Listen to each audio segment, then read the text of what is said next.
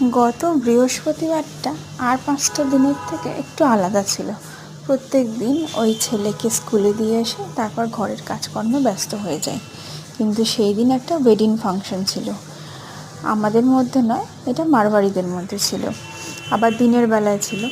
তো ঠিক করলাম ছেলেকে স্কুলেই দিয়ে দেবো, কারণ ছেলেকে নিয়ে আমার একার পক্ষে অ্যাটেন্ড করা খুবই চাপ হয়ে যেত। পরে অবশ্য যদি হাজব্যান্ড আমাদের সাথে যোগদান করেছিল, কিন্তু সেটা অনেক শেষের দিকে গিয়ে। এত সুন্দর সাজানো ডেকোরেশন, এই রকমভাবে ঘুরে দেখার সুযোগটা দারুণ লাগলো। সেটা ছেলে থাকলে হয়তো এত সুন্দর করে দেখতে পারতাম না শান্তি করে দু চোখ ভরে। আর তার সাথে খাওয়া ছিল ভেজ, কিন্তু প্রচুর কাউন্টার্স, প্রচুর ল্যাভিশ একটা লাঞ্চ ছিল। ননভেজ বাদ দিয়ে যত রকমের ভেজ আইটেম কিছুই বাদ পড়েনি।